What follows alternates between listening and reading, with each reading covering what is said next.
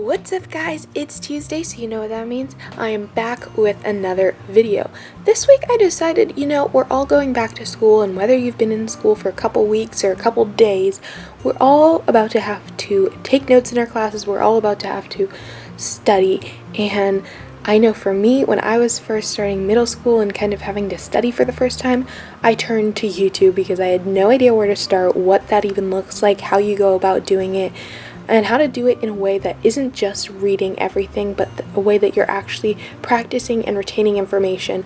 So this is a video all about that. Just a little disclaimer.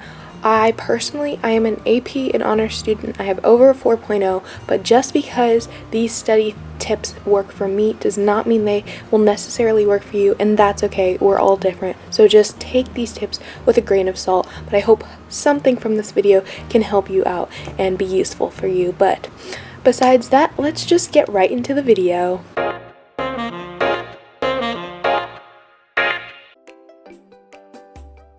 In regards to notes for lectures, I've learned that it's better to listen more to what the teacher is saying rather than simply copy down the points on the slides.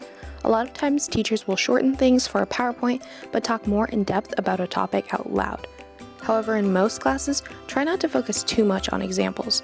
Some teachers will use examples to help people better understand the topic and to fill time to let students write stuff down, but it won't actually appear on a test. Just make sure you know the concept.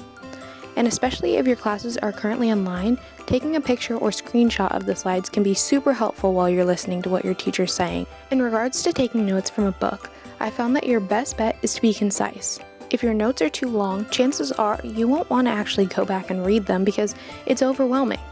When you read from the book, it's probably best to read a paragraph first and then write about a one sentence or bullet point that summarizes the paragraph.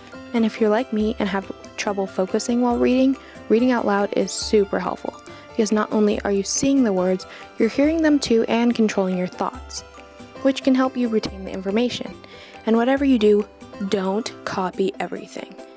Put things in your own words, that way you're actually understanding the information and not just writing big words from a book that don't actually mean anything to you.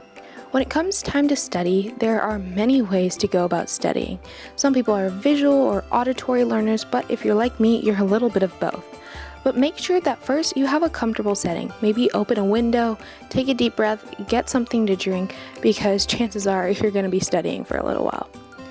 Depending on the class, I typically will first read over my notes for the unit and then highlight or underline any concepts I've forgotten about or don't quite understand.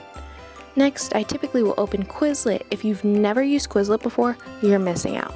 It has flashcards and practice tests and games you can use for vocab terms and different concepts you have trouble on, and it is probably the thing I use most when preparing for a test.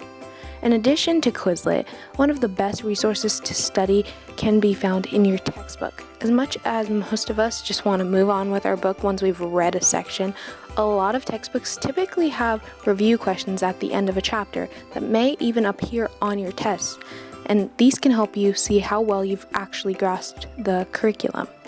For math and sometimes science classes, it can be really helpful to take a look at your homework and redo the problems you missed or struggled with.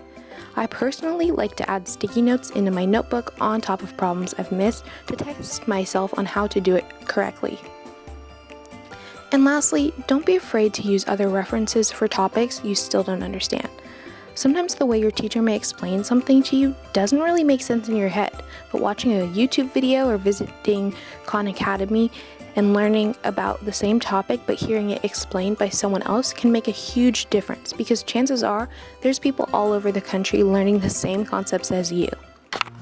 Alright guys, I hope you enjoyed this video. Please remember that grades do not measure your intelligence and grades are not a representation of your worth. So please, if you have trouble in school, don't let it get you down. School is just a small part of our lives and it's not going to be the end of the world if you don't get a grade you want. But with all that being said, if you like this video, make sure to give it a big thumbs up and click that big red subscribe button down below if you haven't already. And if you watched all the way up to this point, comment the letter N for notes so that I know you watched all the way through, and I will see you in my next video. Peace out.